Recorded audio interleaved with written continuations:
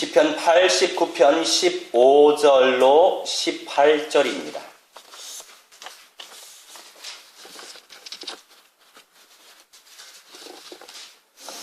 시편 89편 15절로 18절 말씀 우리 함께 합독합니다. 즐겁게 소리칠 줄 아는 백성은 복이 있나니 여호와여 그들이 주의 얼굴빛 안에서 다니리로다.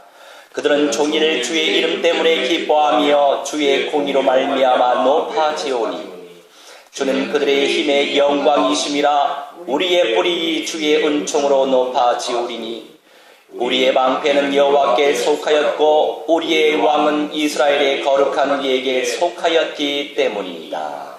아멘. 잠시 기도하겠습니다. 사랑의 하나님, 능력의 하나님, 오늘 이 시간도 주님의 음성을 체험하기를 소원합니다.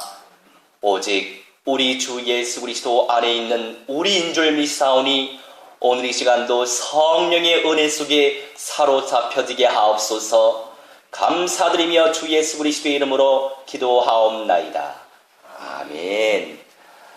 예수님을 그리스도로 믿는 믿음의 여러분들을 축복합니다. 오늘도 승리하셨어요. 주님을 찬양하며 교회가 모여 주님을 예배하는 것 자체가 복 받은 자예요. 다른 복도 어디 있겠어요? 이것이 복의 근원이에요. 이미 승리의 깃발을 꽂으셨어요. 할렐루야. 그 은혜 속에서 우리 하나님 인도하고 계시죠. 진인사 대천명이라는 한자성어가 있어요. 무엇을 위해 무엇을 노력하고 계십니까? 누구를 위해 노력하고 계십니까? 노력을 한 후에 천명을 기다린다는 말이에요. 하나님의 뜻을 기다리시기 바랍니다. 우리는 노력하면 돼요. 우리는 성실하게 살아가면 돼요. 최선을 다하다 보면 그 과정 속에서 하나님의 뜻이 나타나게 된다는 거죠. 주님으로 행복한 여러분들 되시길 바랍니다. 주님의 생명으로 말미암아 영생을 소유하게 되신 것에 감사하시기 바랍니다. 우리 감사할 제목이 참 많아요.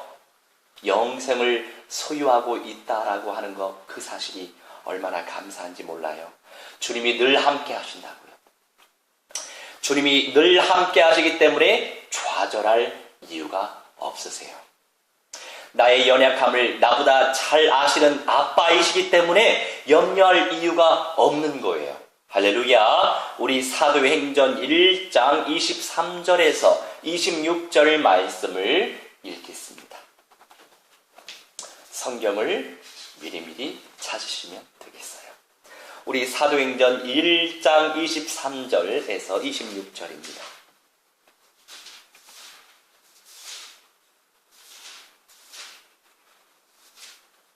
행자로 있습니다.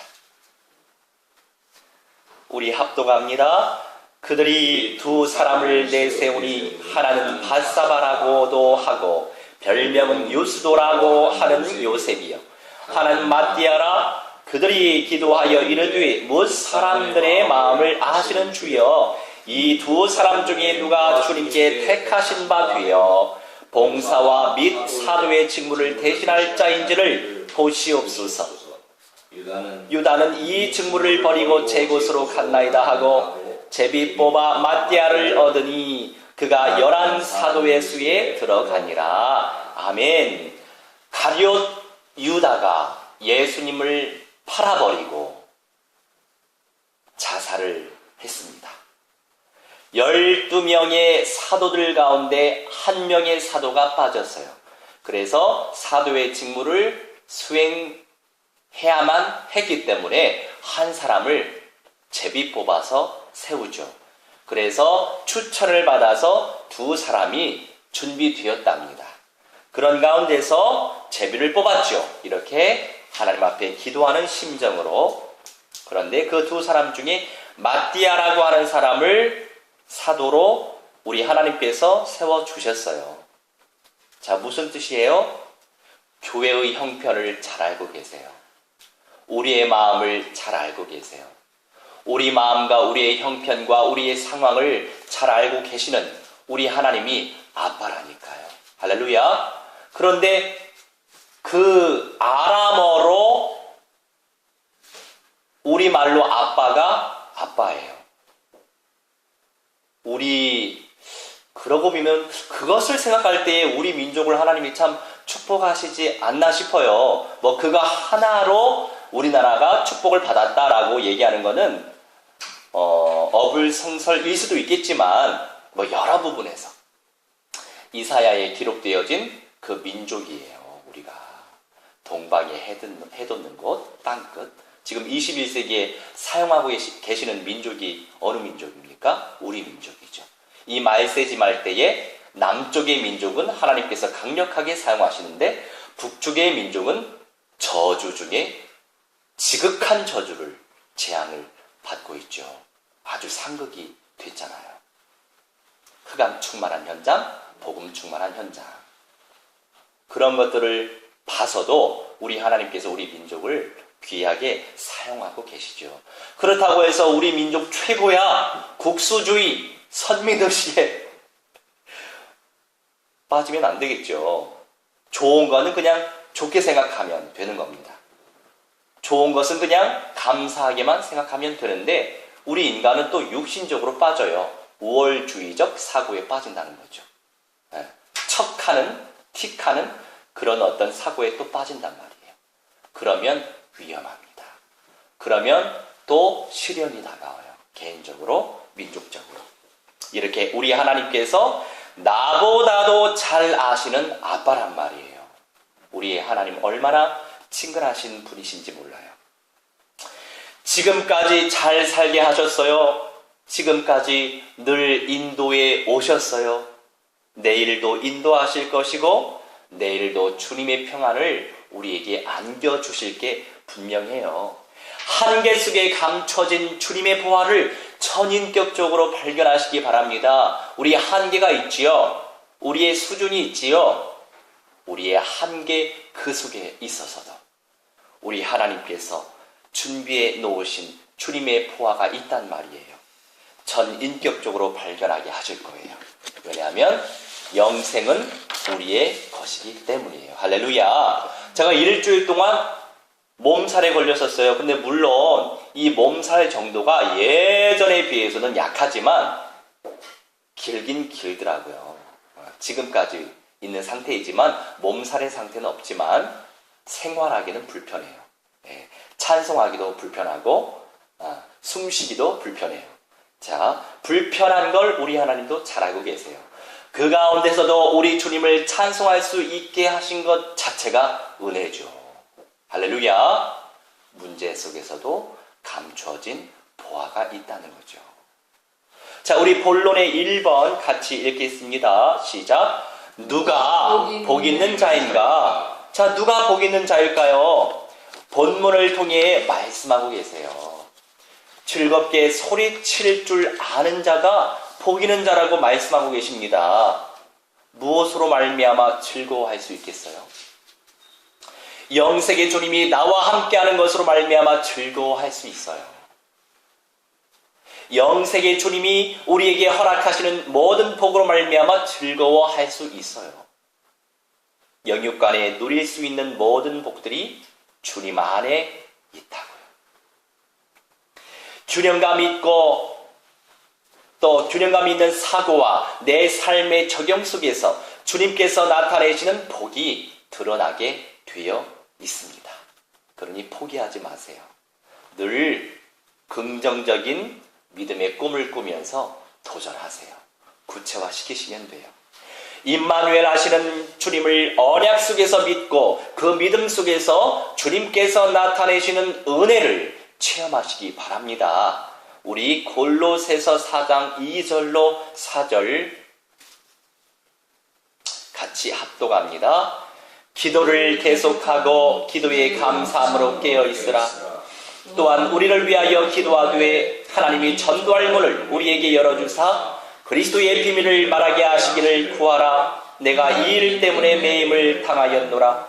그리하면 내가 마땅히 할 말로써 이 비밀을 나타내리라. 아멘. 자, 임마누엘 하시는 주님을 언약 속에서 믿으시기 바랍니다. 아무리 좋은 믿음, 탁월한 믿음이 있을지라도 언약 속에서 언약적인 믿음이 없으면 하나님과 상관없어요. 수많은 불신자들이 여러 가지 믿음을 가지고 있을지라도 언약 속에서 언약적인 믿음이 아니면 하나님의 나라를 체험할 수 없습니다.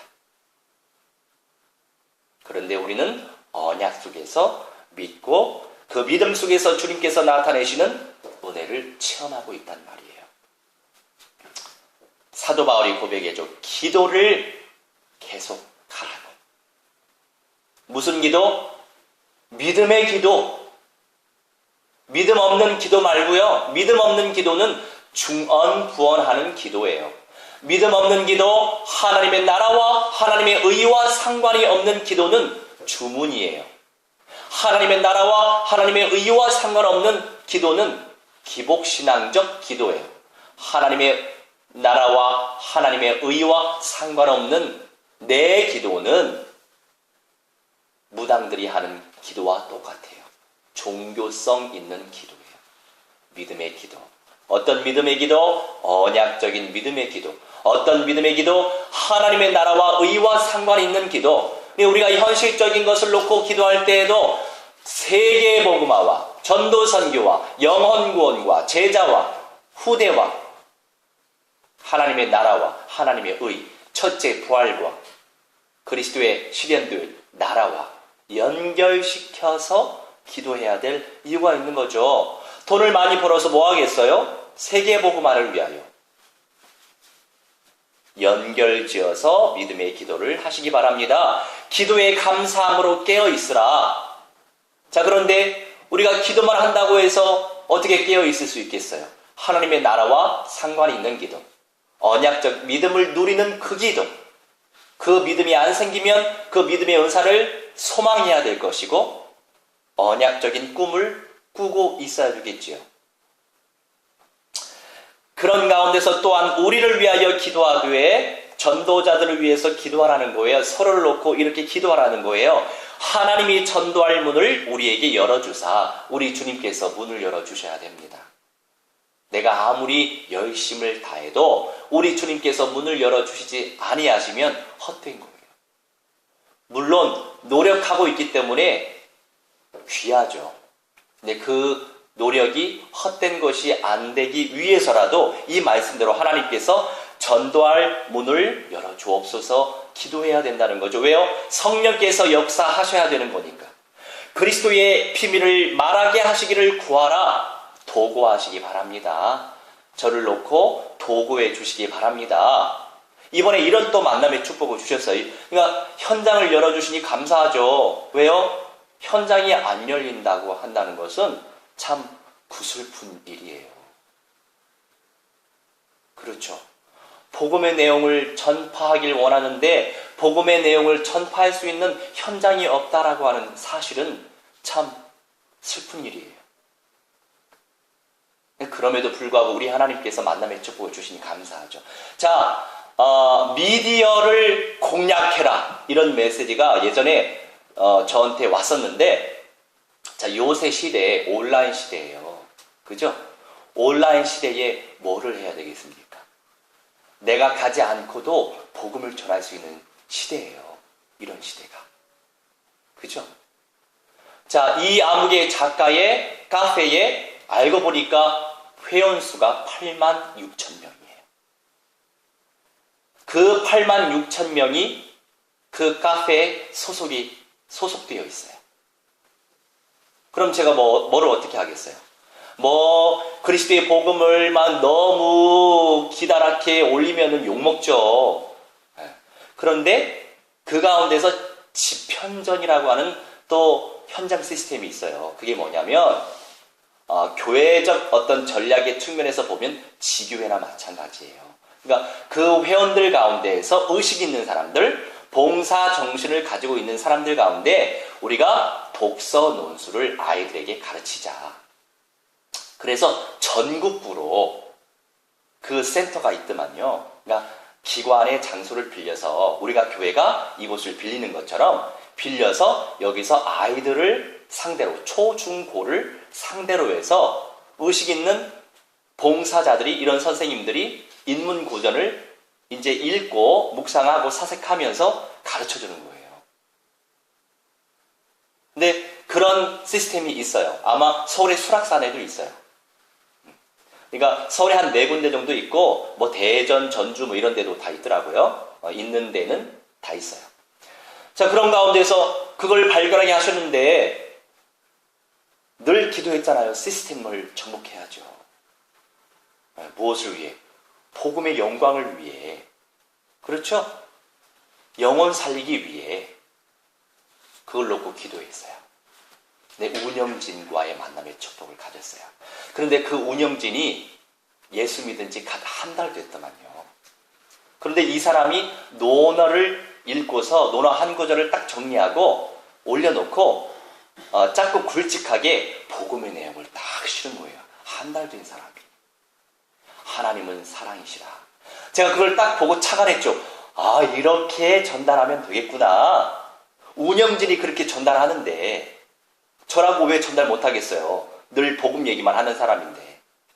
그래서 인문고전을 열심히 읽지도 않아요. 그냥 한 구절 한 구절 읽죠 뭐. 그 한 구절 읽으면서 깊이 묵상하면 좋은 것이고. 근데 이제 우선 일반 계시의 측면에서 이 자연 만물을 창조하시고 일반 서적을 통해서도 하나님께서는 말씀하시는 분이시거든요. 그런데 인격적으로 예수님을 그리스도로 영접하지 않으면 구원은 없죠. 구원받길 소원하는 마음은 품게 되죠. 그러니까 그 내용들을, 고전서를 읽으면서도 마음이 공허했나 봐요. 왜냐하면 뿌리가 없으니까. 삶은 풍성한데, 마음의 양식, 마음은 풍성한데 공허했대요. 그래서 한 달 전에 예수님을 만났대요. 뿌리가 생기니까 더 풍성한 거예요. 그래서 그렇게 전달하고 있죠. 그러면서 전태도 연락이 왔고, 그런데 신림동에 집현전이 있는 거예요. 그러면서 목사님이셨군요. 그러면서 목사님은 준비된 분이시니까 앞으로 리더로 다른 센터를 하나 개설하셔서 나가시면 되겠네요. 그렇게 얘기하더라고요. 할렐루야. 그래서 우리 동네로, 낙성대 근처로 개설을 할 생각을 하고 있어요.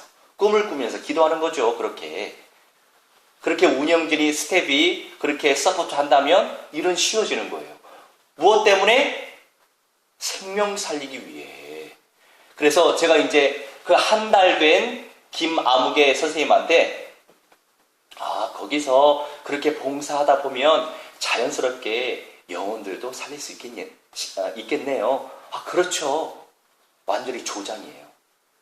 그렇게 좋은 관계로 형성하다 보면 자연스럽게 삶을 통해서 복음의 내용을 전달받고 구원받을 사람이 있겠죠. 그렇게 얘기하더라고요. 그래요? 그러면 불신자들을 많이 영입해야 되겠네요. 그렇게 얘기했더니 좋은 생각이시네요. 근데 이제 우리가 종교단체가 아니니까 이제 인문고전 중심으로 독서 포럼 하면서 아이들 훈육하면서 자연스럽게 좋은 관계 형성하면서 전도도 자연스럽게 하게 되면 좋겠다고. 아니, 한 달 된 크리스찬이 20년 신앙생활한 사람들보다 더 낫다니까요? 완전히 조장이에요. 완전히 조장. 마음 마치 준비된 사람. 그러면서 목사님이시니까 다 준비된 분이신데 센터 하나 개설하시면 되겠다고. 동아리처럼 이렇게. 할렐루야. 그럼 그 동아리 멤버들 어떻게 하겠어요?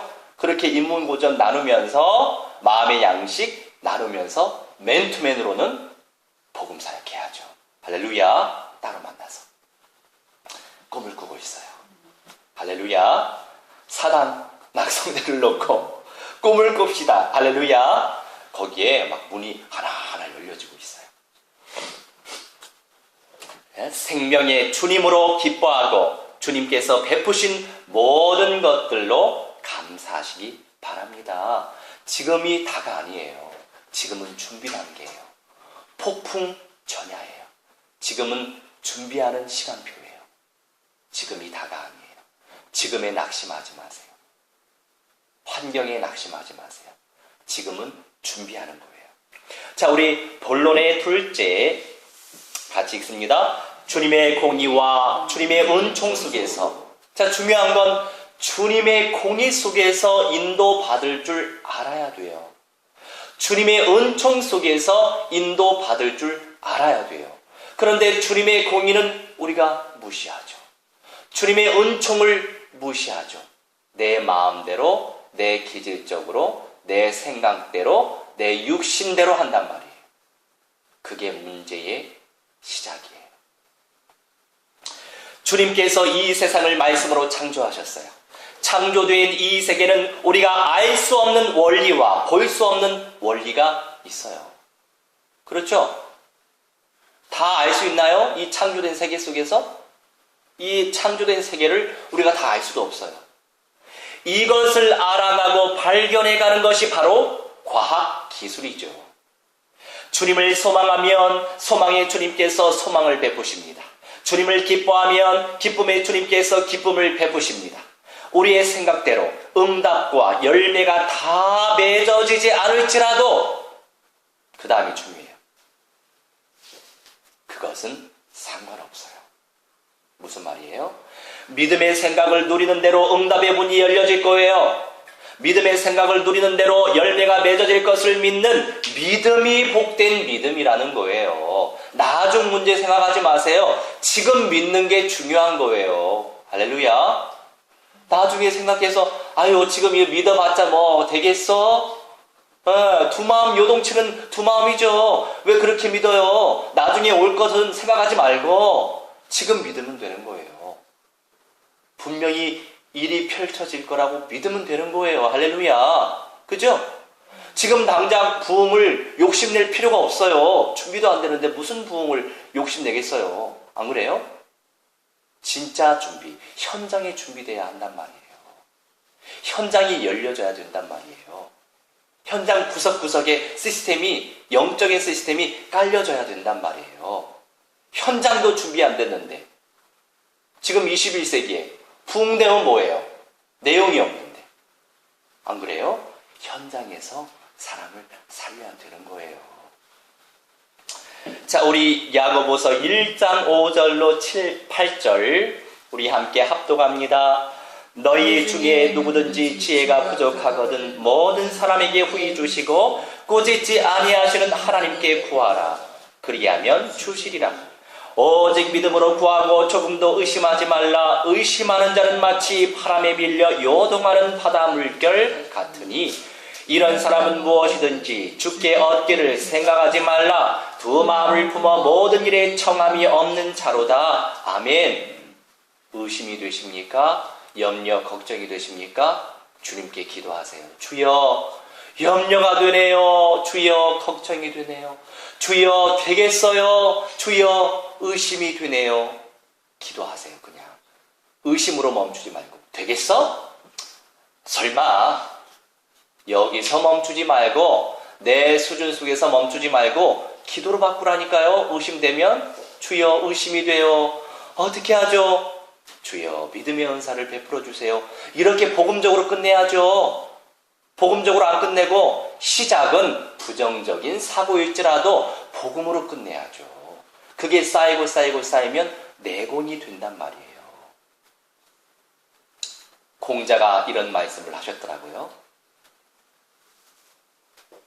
이내 시련은 내 속에서 시작되지 다른 사람의 속에서 시작되는 것이 아니다.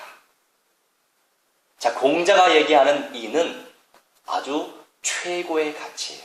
저는 그 어질인, 그 인을 우리 주 예수 그리스도로 봐요.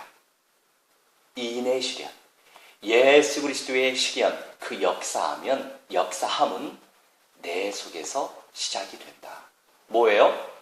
내 안에 믿음이 없는데 어떻게 시작이 되겠어요? 그런데 내 안에 믿음이 있고 믿음이 누려지면 내 안에 시작되죠. 내 안에서 시작되면 내 주변에게도 영향력이 끼쳐지는 거죠. 내 속에서 믿음이 누려져야 된다는 사실이에요. 그러니까 일반 서적이 됐든 인문고전이 됐든 더 풍성해져요. 왜요?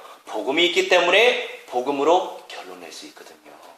그런데 영지주의자들 또는 보수주의자들, 율법주의자들, 고지식한 주의자들은 일반 계시를 무시해요. 인문고전이나 일반 서적을 무시해요. 오직 성경. 오직 성경은 특별 계시예요. 오직 성경만 특별 계시예요. 그런데 우리 하나님 창조하셨어요. 우리를 영체로만 창조하신 게 아니에요. 우리가 이 세상을 살아가고 있단 말이에요. 이 세상 살아가고 있는데 오직 성경만 알아야 된다고 고집한다면 왜 수학을 배우죠? 왜 학교를 다녀야 되죠? 왜 공부를 해야 되죠? 그렇게 할 이유가 전혀 없는 거예요. 그런데 그런 단체가 또 있어요. 왜 학교를 보내야 되는지. 그건 너무 편협한 사고죠. 그러면 세상 사람 살릴 수 있겠습니까? 끼리끼리만 노는 거거든요. 무슨 비전을 품고 계십니까? 저는 곳곳에서 영접운동이 일어나고 곳곳에서 예배 제자들이 세워지고 곳곳에서 하나님께 영광과 찬송과 존귀를 올려드리는 그 성령 충만한 임재를 꿈꾸고 있어요. 모든 축복이 회복되는 그런 꿈을 꾸고 있어요. 여러분들은 어떤 꿈을 꾸세요?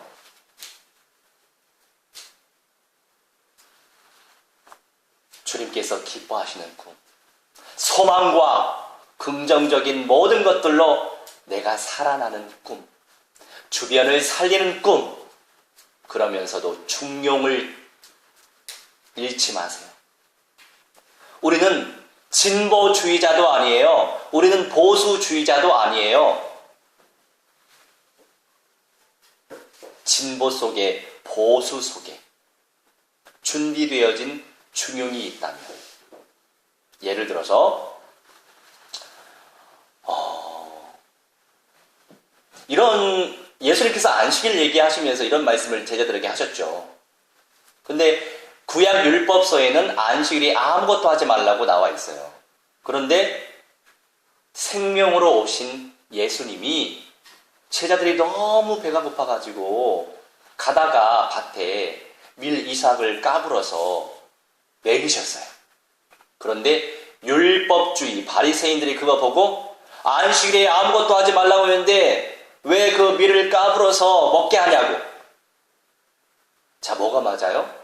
그때 구약 말씀을 지켜야 됩니까? 안식일의 주인 되신 예수님이 오셨단 말이에요. 예수님을 누리는 그 누림 자체가 안식을 누리는 거고, 생명을 살리는 것 그 자체가 중용이에요. 할렐루야. 가운데 중자 써서 가운데 생각을 해라 이게 아니라 융통성 있게 생각을 해야 된다 이거예요. 그러니까 지혜와 지식을 배울 수 있더라고요. 결론입니다. 결론의 1번 우리 같이 읽습니다. 영광의 근원 되신 여호와. 자, 영광의 근원이 바로 여호와 하나님 되세요. 우리는 주님 안에 있단 말이에요. 주님의 영광 안에 있단 말이에요. 우리가 주님과 함께하고 있습니까? 함께하고 있음을 믿으십니까? 주님의 애틋한 마음의 소원은 무엇일까요? 아무리 일반 계시적인 응답을 충만히 누릴지라도 주님의 애틋한 마음의 소원을 내가 갖고 있지 않다면, 그것이 최고의 근간이요 최고의 우선순위에 놓여져 있지 않다면 어떻게 주님이 나를 통해서 생명의 사업을 펼치시겠습니까? 영생을 얻는 거예요. 생명을 더 풍성히 얻는 것이 바로 주님의 애틋한 마음의 소원이란 말이에요. 주님 안에서 누릴 수 있는 은혜와 축복이 누려지는 겁니다. 하나님의 나라는 의와 평안과 기쁨이라고 하십니다. 주님의 나라를 소망하시기 바랍니다. 제가 이번 주안에 몸살 오기 이전에 아주 하나님 앞에 회개했어요. 우리 하나님께서 환상 가운데 예수님이 오셨죠. 저를 주의 종으로 부르셨어요. 저와 상관없이, 저의 인격과 상관없이 우리 주님께서 부르셨어요. 그래서 소명의 확신만큼은 그 누구보다도 강력하게 제 안에 있답니다. 그래서 이 길을 가고 있는 거죠. 그 과정 속에서 사명도 갖게 됐어요. 그런데 사명은 갖고 있어서 나름 하려고 열심히 노력했어요. 그런데 저에게 병이 있습니다. 애틋한 마음으로, 영혼들을 진심 어린 마음으로 사랑하지 않더라고요.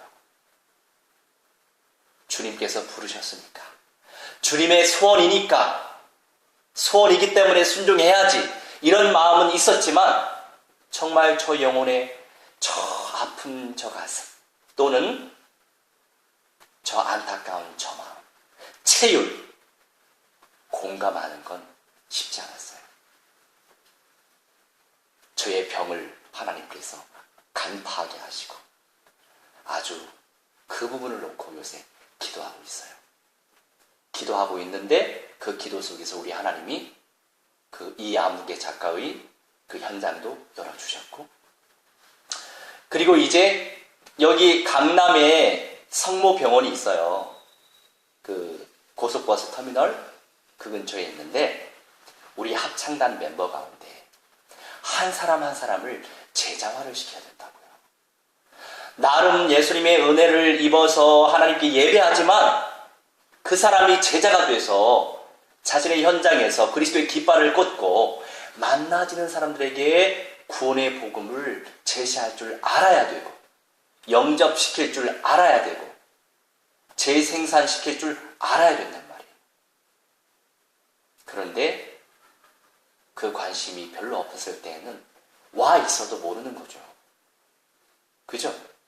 와 있어도 모르는 거예요. 그런데 우리 하나님께서 제게 마음을 주셨어요. 그 선생님이 간호사거든요. 그것도 수술실 간호사. 의사하고 함께 이렇게 같이 하는 수술실 간호사예요. 그러니까 산부인과 간호사인 줄 알았더니 수술실이라고 하더라고요. 얼마나 살릴 사람이 많아요. 그죠? 근데 우리 동네에 살아요. 그런데 나름 뜨거운데 성경과 주님의 소원과 사도행전적인 전도에 대해서는 거의 잘 모르시죠. 그래서 이 선생님한테 어제 합창 끝나고 나서 따로 불러서 물 한 잔 대접했죠. 저는 커피 한 잔 마시고 버거킹에서. 거기가 싸요. 커피 한 잔에 1,000원. 커피 한 잔에 1,000원 하는 데가 거의 없거든요. 그래서 그 마시면서 제가 대접을 했어요. 예전에 그분이 햄버거를 사줬거든요. 그래서 이제 이렇게 말씀드렸어요. 선생님, 언제 출근하십니까? 저희 교회 오지 않아도 상관없어요. 그런데 그 현장을 놓고 기도하고 그 속에서 선생님한테 전도하라고 하는 거 아닙니다. 부담 느끼거든요. 초신자들은. 어느 정도 복음으로 확립되지 않은 모든 사람들은 다 초신자예요. 제가 전도할 겁니다. 그랬더니 집에서 한 6시 45분에 출발하신대요. 거기가 이제 3교대이긴 한데 보통 7시 반에서 수술 끝날 때까지 끝난다고 하더라고요. 뭐 4시면 4시, 5시면 5시. 수술이 계속 있으니까. 실력이 있나 봐요. 그런데 제 스타일은 아니더라고요. 그래서 좀 안타깝게 주여. 그래. 근데 또 모르죠. 사람 일이라. 여하튼. 그래서 이제 이렇게 가벼운 것들은 안 나와야 되는데 괜히 얘기했나?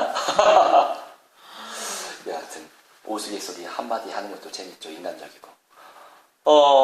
그런 가운데서 이제 그렇다면 제가 일이 시작되기 전 30분 미리 가서 같이 찬양하고 성경을 체계적으로 가르쳐 드리겠습니다. 우리가 제자의 삶을 살아야 되지 않겠습니까? 너무 감사하고 좋대요. 그래서 강남 성모병원의 현장도 하나님이 저한테 다 붙이셨어요. 할렐루야. 그게 중요한 거예요. 왜요? 결국에 어떤 사람을 만나서 어떤 내용으로 영향을 주느냐에 따라서 그 질은 결정됩니다. 그렇겠죠? 매번 그냥 파괴적인 설교만 하고 그냥 예배 때만 설교하고 별로 의미 없어요. 물론 그것도 근데 누구나 다 해요. 그런 거. 목사가 현장 가야 돼요. 근데 현장 가는 목사 욕을 제가 해서 좀 죄송하지만 말이 없단 말이에요. 왜요? 요새 예배당이 곳곳에 많이 세워졌으니까 그냥 예배당 중심으로 성도들이 많이 움직여요. 사실은 솔직히 제자적 삶을 사는 사람이 얼마나 되겠습니까? 그냥 주일에 썬데이 크리스찬이 대다수예요. 따로 다른 현장에서 뭐 말씀 공부한다든지 전도한다든지 그런 사람은 거의 없어요. 10%도 안 돼요.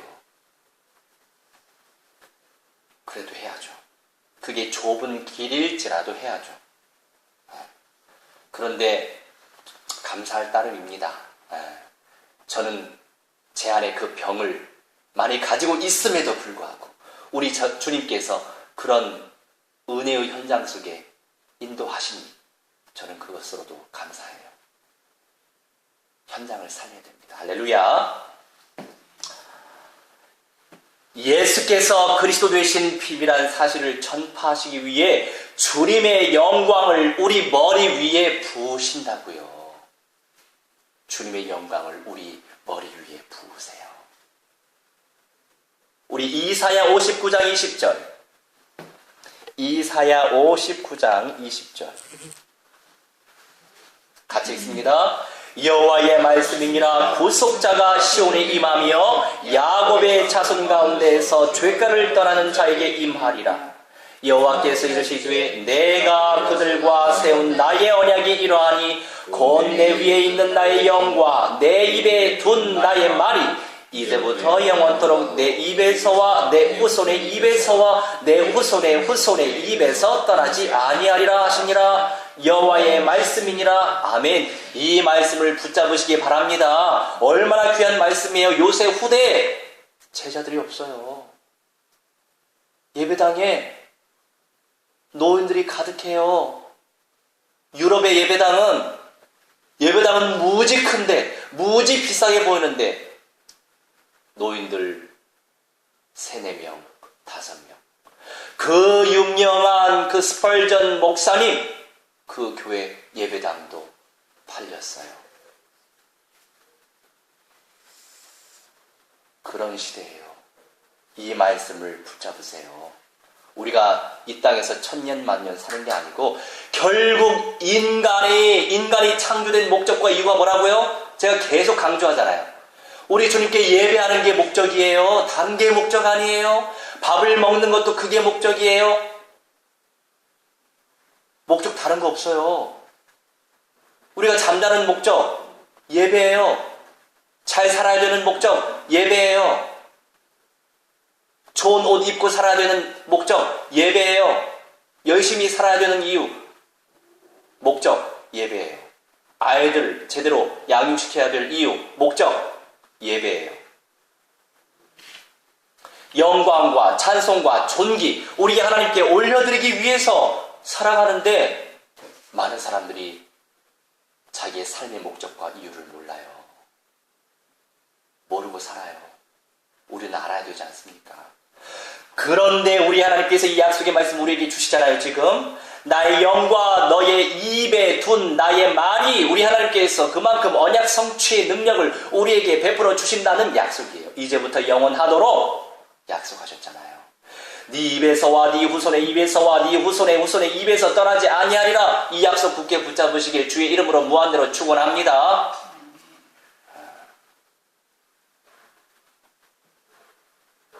자자손손 만대 예수님께서 오실 때까지 내 자손이 대가 끊긴다면 얼마나 불행한 일입니까? 언약의 대가 끊긴다면 얼마나 불행한 일이에요. 우리 예수님께서 그 이유 때문에 오셨는데 그거 모르고 살아가는 부모님들 얼마나 불쌍해요. 자기들의 그 생각 때문에, 사고 때문에, 의식 때문에 자식들 그냥 이 세상에서 잘 살고 천국을 몰라서 그래요. 첫째 부활의 축복을 몰라서 그래요. 그리스도의 나라의 실현, 새하늘과 새 땅의 그 엄청난 무한대한 광대한 영광을 몰라서 그래요. 그러니 믿음의 은사를 베풀어 주시라고 도구하시기 바랍니다. 저도 너무나 안타깝게 생각해요. 섬기러 오셨던 예수님, 모든 영광과 찬양을 주님께 돌리셨던 예수님, 그 예수님이 우리와 늘 함께 하십니다.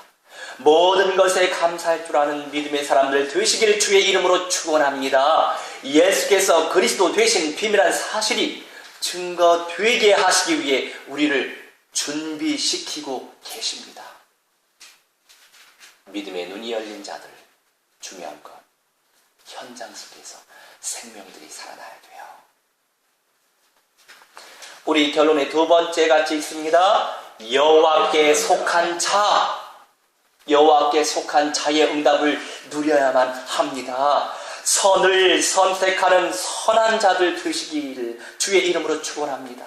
선과 악을 선택할 수 있습니다. 우리는 하와는 선이 아니라 악을 선택했고 그의 남편에게도 악을 선택하도록 죄를 지었어요.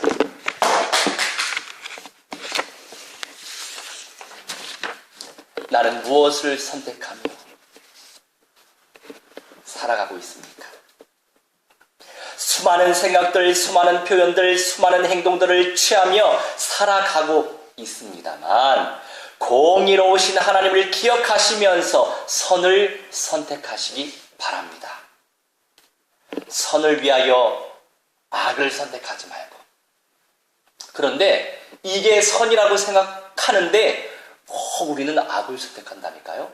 악한 방법을 선택한다니까요. 다른 데에서 찾지 마세요. 내가 그러니까. 선으로 악을 이기시기 바랍니다. 우리 창세기 50장 19절로 21절 말씀.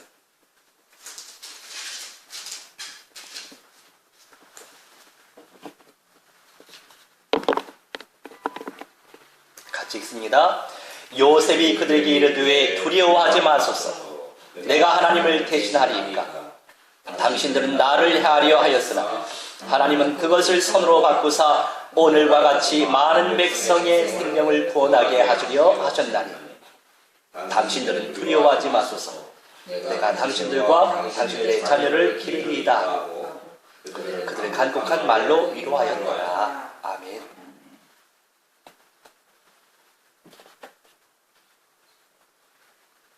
침 좀 삼키고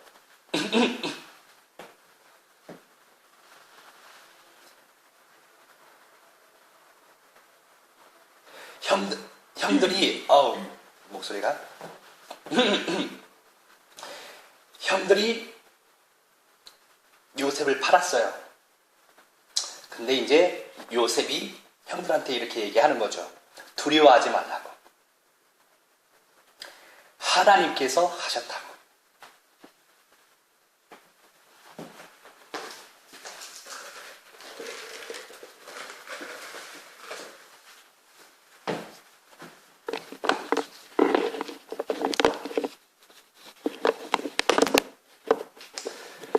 형들은 자기를 해하려고 했지만 하나님은 그것을 선으로 바꾸셨어요.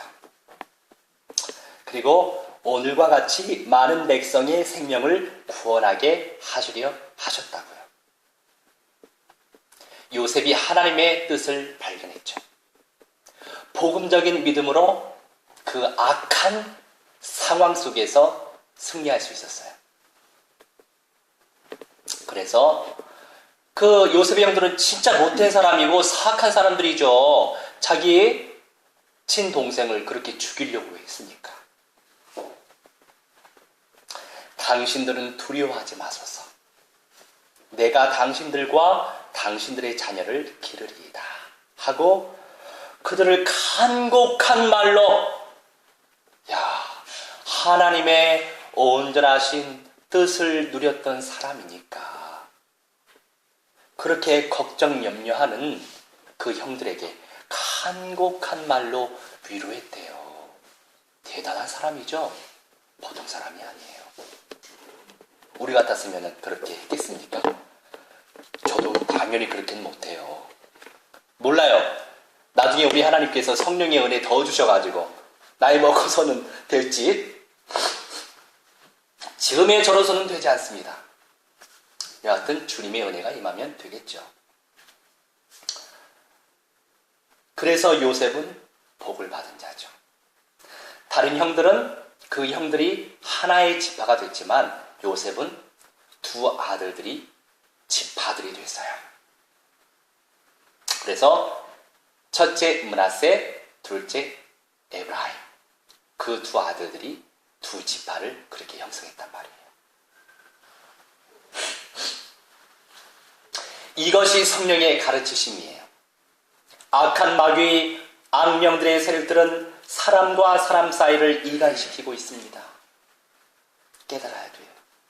문제를 문제로 끝내지 말고 그 속에서 숨겨진 주님의 뜻을 선포된 언약 속에서 발견한다면 문제로 끝날 인생이 아니요, 축복과 은총을 누릴 열매로 나타나게 됩니다. 선한 열매를 누리는 여호와께 속한 자 되시길 주의 이름으로 무한대로 축원합니다. 어제도 일본인 한 친구한테 제가 밥을 먹여줬으니까 우리가 네비우스라고 하는 선교 정책이 있어요. 해외든 국내든 모든 거 퍼주면 안 돼요. 자, 교회도 마찬가지예요. 그 개인들이 진짜 믿음을 가질 수 있도록 인도해야 되고 믿음의 헌신을 할 수 있도록 이끌어내야 합니다. 왜요?